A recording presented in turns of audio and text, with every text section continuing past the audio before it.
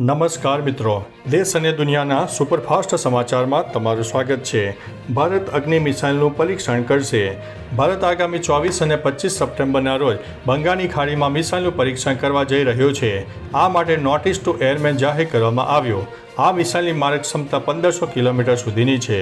આ પરીક્ષણ ચીન અને યુરોપના કેટલાક દેશોમાં તણાવનું કારણ બની શકે છે, કારણ કે ભારતે અગાઉ 5000 કિલોમીટરની મારક ક્ષમતાવાળી અગ્નિ મિસાઇલનું સફળ પરીક્ષણ પણ કરી લીધું છે। મિત્રો, અન્ય મહત્વના સમાચારની વાત કરીએ તો સુરક્ષા દળો અને આતંકવાદીઓ વચ્ચે અથડામણ। જમ્મુ અને કાશ્મીરના કિશ્તવાડમાં સુરક્ષા દળો અને આતંકવાદીઓ વચ્ચે મોડી રાતે એન્કાઉન્ટર થયું। ગુપ્ત માહિતીના આધારે સેનાના વ્હાઇટ હાઉસ નાઇટ કોર્પ્સ દ્વારા સર્ચ ઓપરેશન શરૂ કરવામાં આવ્યું।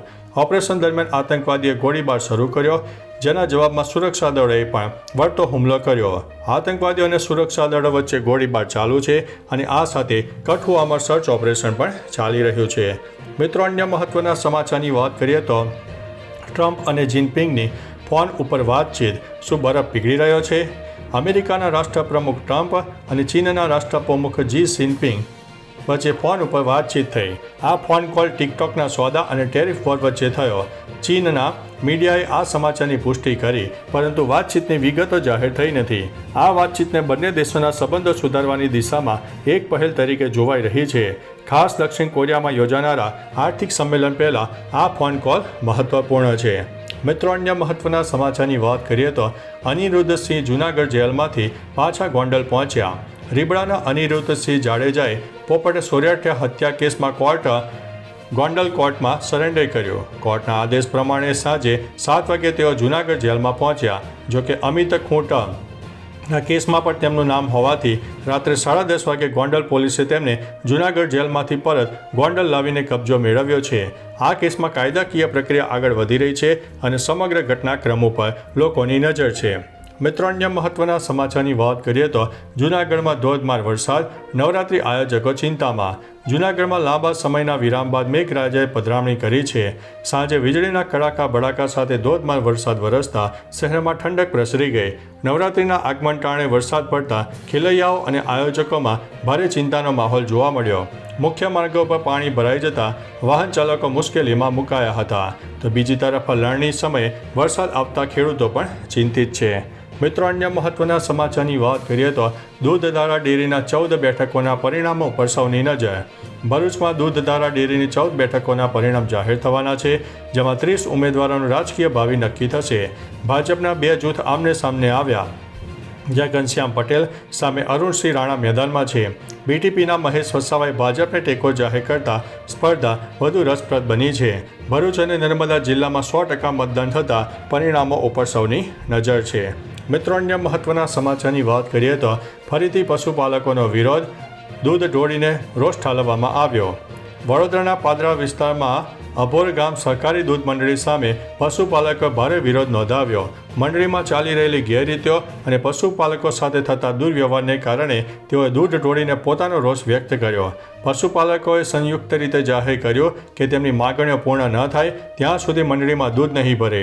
આ ઘટનાથી સ્થાનિક ચળે ચર્ચા ગરમાઈ છે અને મંડળીના સંચાલનમાં સુધારાની માંગ ઉઠી છે।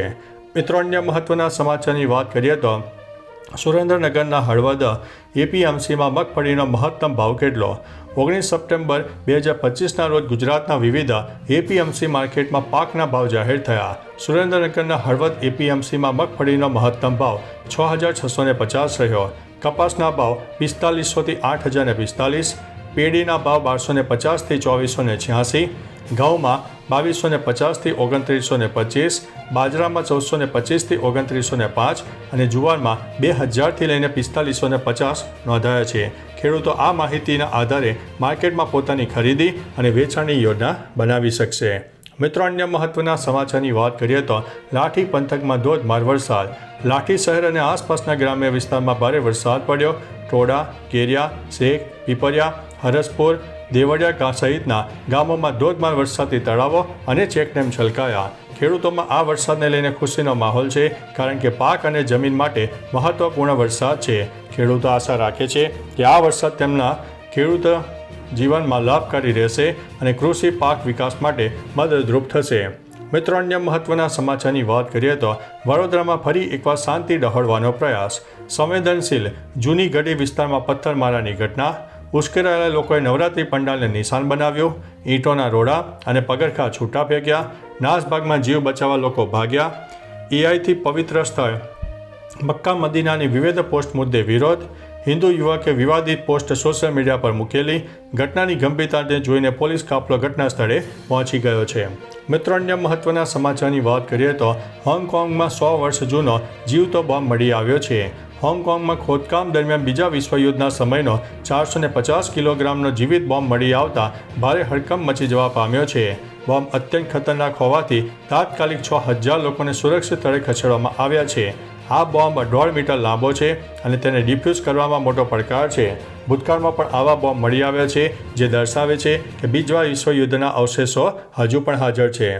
મિત્રો, અન્ય મહત્વના સમાચારની વાત કરીએ તો નવરાત્રિ પર વરસાદનું વિઘ્ન, ભારે વરસાદની આગાહી. ગુજરાતમાં નવરાત્રિની શરૂઆત પહેલાં જ વરસાદનું વિઘ્ન આવી શકે છે. Upper air cyclonic circulation system સક્રિય થવાથી રાજ્યના અનેક વિસ્તારમાં હળવાથી મધ્યમ વરસાદની શક્યતા છે. અમદાવાદ સહિત રાજકોટ, સુરત, વડોદરા અને અન્ય જિલ્લામાં ગાજવીજ સાથે વરસાદની શક્યતા છે. અમદાવાદમાં વહેલી સવારથી જ વરસાદ શરૂ થઈ ગયો.